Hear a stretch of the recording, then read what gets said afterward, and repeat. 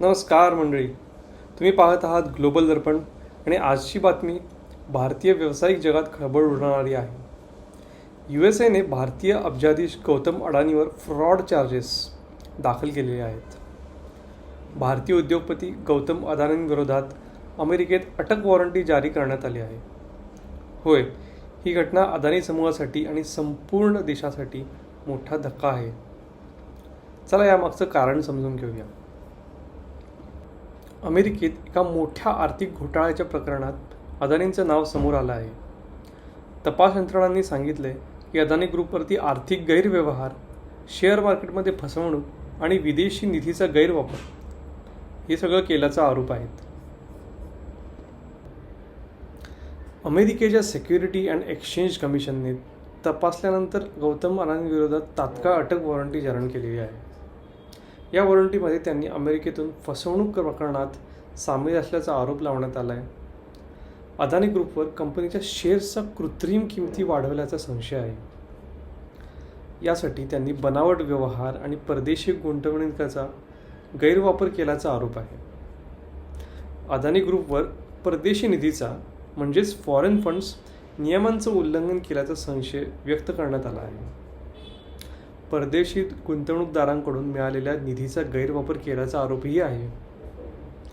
या निधीचा म्हणजे फंड्सचा उपयोग कंपन्यांच्या मूल्यांकनामध्ये म्हणजेच शेअर प्राईजमध्ये फेरफार करण्यासाठी आल्याचं पण म्हटलेलं आहेच. अदानी ग्रुपवर गुंतवणूकदारांना चुकीची माहिती देऊन बाजारात त्यांचा विश्वास गमावल्याचा आरोप आहे. SECच्या म्हणण्यानुसार अदानी ग्रुपच्या आर्थिक अहवालांमध्ये तथ्यांची लपवाछपवी करण्यात आलेली आहे. भारतीय राजकारणातही या प्रकारची मोठी प्रतिक्रिया उमटली आहे. राहुल गांधींनी थेट गौतम अदानींच्या अटकेची मागणी केलेली आहे. त्यांनी आपल्या भाषणात सांगितलं की अदानींच्या विरोधात इतके गंभीर आरोप आहेत तर त्यांना लगेच अटक होणं गरजेचं आहे. ते म्हणाले, जर कायदा सर्वांसाठी समान आहे तर अदानींवरही कारवाई झाली पाहिजे. बरं, ही तर झाली पॉलिटिकल बाजू, पण त्याचबरोबर तुम्हाला हिंडनबर्ग रिसर्च आठवतोय का? त्यांनी यापूर्वी अदानी ग्रुपवरती गंभीर आरोप केले होते. हिंडनबर्गने काही महिन्यांपूर्वी धक्कादायक इशारा दिला होता. नोव्हेंबर 2024मध्ये पुट ऑप्शन शॉर्ट सेलर्सला घेण्याचे सांगितले होते. काय कमालीचा योगायोग आहे. किंबहुना अचूकताच म्हणावी की अदानीचे स्टॉक्स नेमकी आत्ताच नोव्हेंबरमध्ये 15 ते 20% डाऊन झालेत.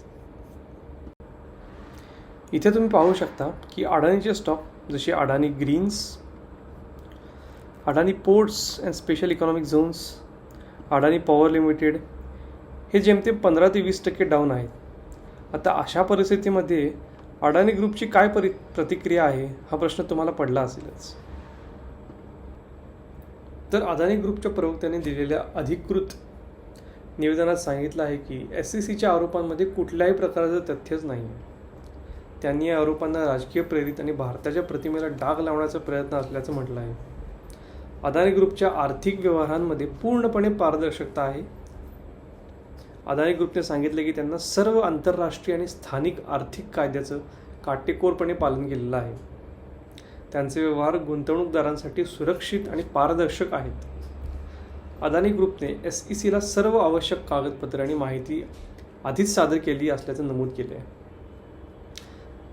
अदानी ग्रुपने असा आरोप केला आहे की SECच्या तपासामागे बहुतेक हिंडनबर्ग रिसर्चचा दबाव असू शकतो.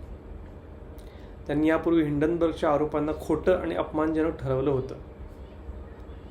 अदानी ग्रुपने स्पष्ट केले की त्यांनी हिंडनबर्ग रिसर्च रिपोर्टच्या सर्व आरोपांना कायदेशीर मार्गाने उत्तर दिलेलं आहे. मित्रांनो, या प्रकरणामुळे अदानी ग्रुपची प्रतिमा धोक्यात आली आहेच. भारतातही या बातमीची खळबळ माजवली आहे.